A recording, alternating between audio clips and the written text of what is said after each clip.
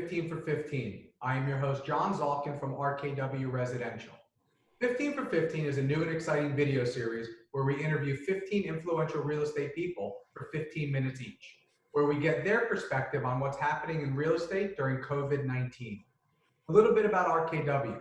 RKW Residential is an award-winning third-party multifamily property management firm with over 20,000 multifamily units under management and a growing footprint spanning 6 states.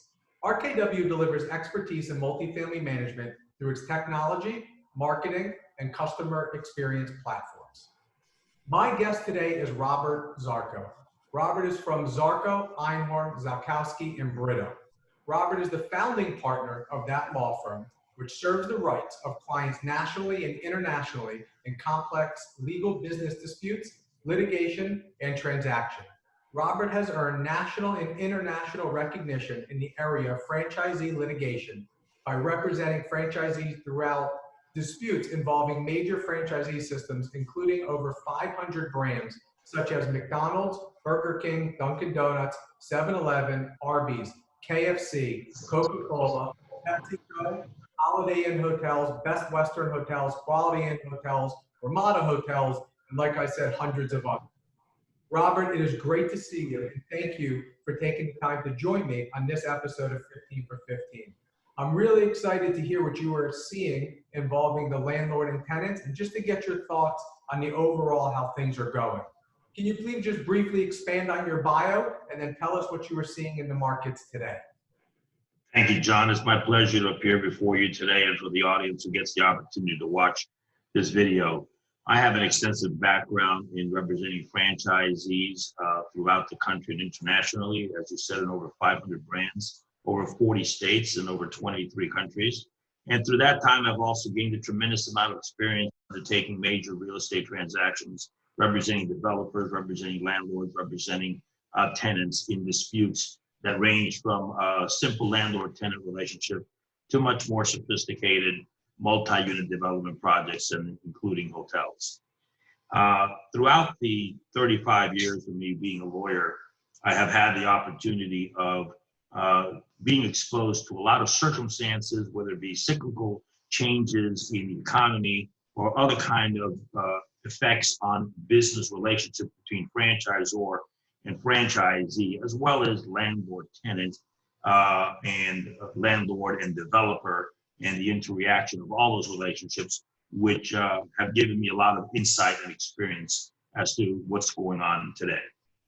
The reality that today is that with the onslaught of COVID-19, it has had an unprecedented impact on the real estate world, specifically in relationship between landlord and tenant and landlord and financial institution. The most predominant problem that we're having is that as a result of these civil action mandates by the governmental authorities requiring properties to close down, requiring businesses to close down, whether it be hotels or restaurants, it's having a tremendous impact on hourly workers, where people are simply unable to continue to pay their monthly rental obligations to the landlord, including the businesses themselves. A restaurant is not unable to pay the mall owner, or the restaurant is unable to pay the owner or landlord of the particular out parcel in which a restaurant is located. A hotel owner whose occupancy has gone from 85% down to 5% is unable to pay a landlord if it's a long-term lease, or able to pay a developer, or able to pay a financing institution. So it becomes a domino effect in terms of, where does a person's rights start and where do other people's rights correspondingly start, which means the initial person's rights end. For instance, if a tenant does not pay rent because he's unable to do so, what is the landlord supposed to do? Does the government have the right to tell a landlord, you simply do not have the right to go and pursue a tenant to pay you an obligation? And the reason that there are questions of constitutionality of that is because the government is in essence jumping in and interfering in the landlord-tenant relationship. However, there are provisions in the contracts between the tenant and the landlord, which deal with force majeure, acts of God, and other major occurrences that are unforeseeable and not within the control of the tenant. Many of these provisions create and establish what's called the contract defenses, such as impossibility of performance of your obligations or frustration of purpose. There are legal doctrines that specifically indicate that if, as a result of a governmental intervention in a business that was not contemplated and falls within the consideration of a force majeure provision or an act of God, that event will create an excuse for the performance of the tenant from having to continue to pay the rent to the landlord. Now, that is a very contract-specific issue. In other words, these enforcements of these force majeure clauses are creatures of contract. Not all contracts are created equal. Not all contracts are written the same way. And the application of these defenses, the impossibility of performance or frustration of purpose, play a big role in what's going to happen. The concern, though, is what happens to a landlord that is not receiving his rent. That's going to be the big trigger, because the landlord has also obligations, and the obligations are to pay the mortgage. There are common area maintenance expenses that a landlord has that has to continue to be invested in the property, otherwise the property will turn into shambles. And now the landlord is getting pressure from the lending institution in which financed and funded that landlord's business. And then at that point, what is the obligation of the financing institution to give deferrals or abatements or reductions in interest payments or defer principal payments on these obligations? So it becomes very, very complex. The law at this point is not well settled on this.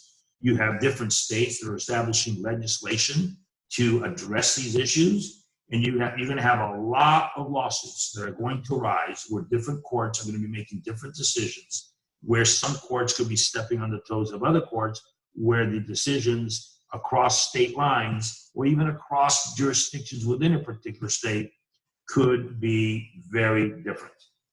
Robert, let me interject. I mean, that was amazing. I knew when got you to come on here, I was going to get a lot of information and a lot of high-level, high-detail stuff, because I know you are one of the preeminent guys who do this in the industry. Regarding force majeure, if I'm a landlord and if I'm a tenant and I use that clause, am I allowed out of my lease, or is it only just not to pay rent? Can I cancel the lease with that clause?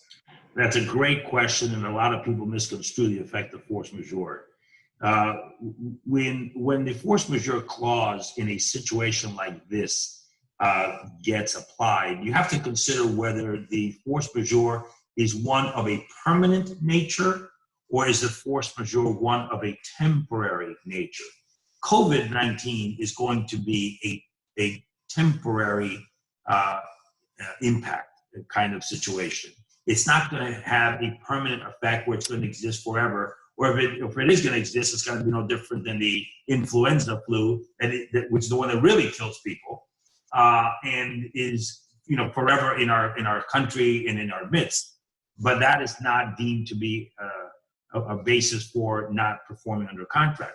So COVID, in my view, is a temporary suspension. So frustration of purpose is typically designed, for instance, if you have a property and there's a fire and the property gets completely destroyed, and for some code reasons, there's a local zoning ordinance that precludes that property from being rebuilt. At that point, that is a permanent force majeure, and it will excuse performance of the entire contractual relationship. Gotcha. Under COVID-19, it's a temporary suspension. What's going to happen is you have to figure out how long it takes to restore the property to the condition it was in, or the condition of the community or the economy in which that property is operating before that force majeure defense expires. So I think realistically, tenants need to expect that to whatever extent a landlord who wishes to work with the tenant, or even a landlord that doesn't wish to work with the tenant, but however a court may be inclined to give you some leeway, you're not going to be getting much more than 2 to 3 months. And at the outside, I can't see more than 5 to 6 months of reprieve. Now, the reprieve comes in two forms. Is it a reprieve in the form of an abatement, which means a forgiveness of the rent for a particular period of time? Or is it one in the form of a deferment? A deferment simply means that you're going to pay the rent in full, but you're going to pay it down the road. It's like kicking the can down the road for an obligation that existed today that you're going to have to pay later. With regard to an abatement, the argument could be, well, I did not operate my business in the building or on that property during this period of time. That means that because of the impossibility of performance defense, which I discussed earlier, or the frustration of purpose defense, which I also touched upon, it is possible that a court may find that the tenant may have no obligation to pay rent during the time period in which the building was closed. Now, interestingly enough, you have to differentiate where a building is actually closed for business and a situation where business remains open at the discretion of the tenant to come or not come, pursuant to a stay-at-home order in place.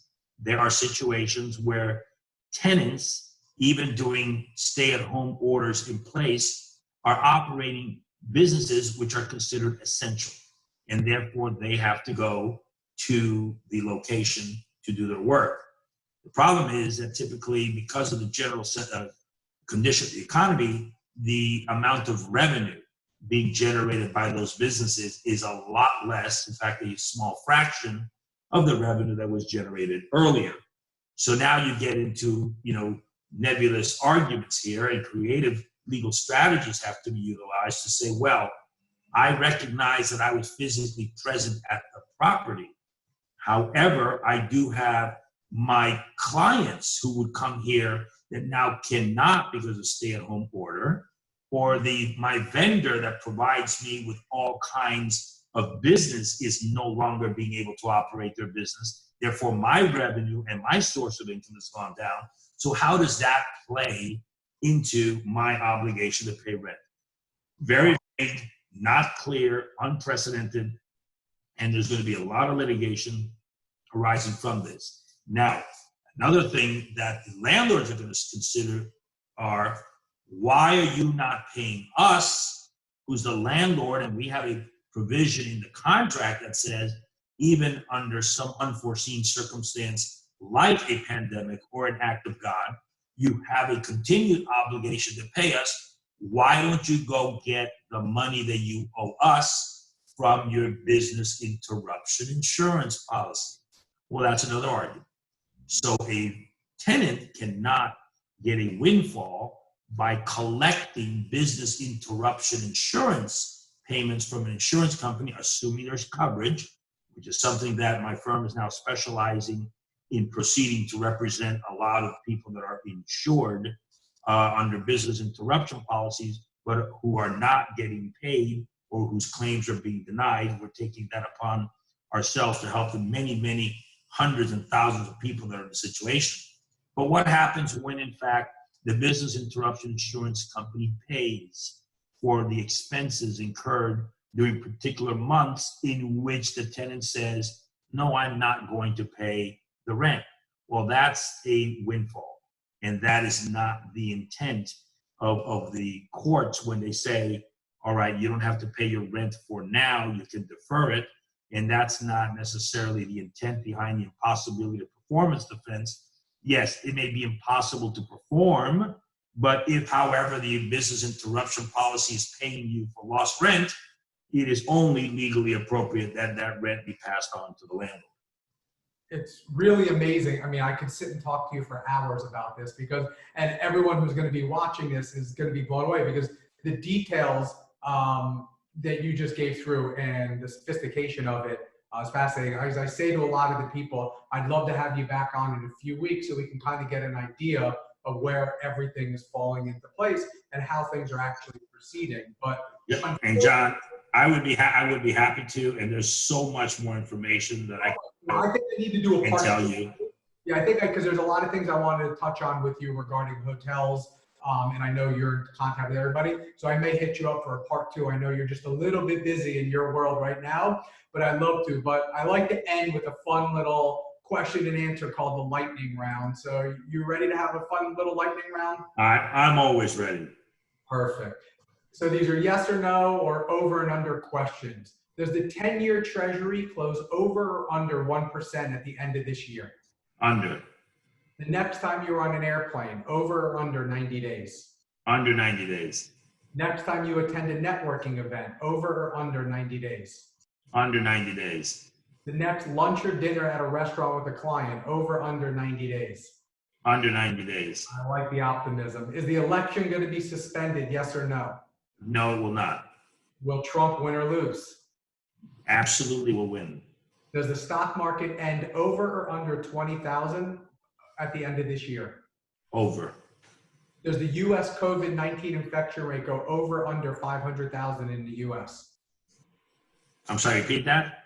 Does the U.S. COVID infection rate go over or under 500,000 cases in the U.S.? Infection rate or deaths? Infection. Over. And last but not least, do you think you will be on a vacation in the next 6 months? I hope to be on a vacation within the next 10 days. I love it. I like the optimism. We need that today. Robert, I really want to thank you for joining me on this episode of 15 for 15. It was more than I could have imagined. Thank you so much. Thank you, my friend. I'll do it again whenever you need. Absolutely. Everyone, we hope you all stay safe and practice social distancing and make sure to wash your hands. If you have any questions or would like to find this video, please visit rkwresidential.com.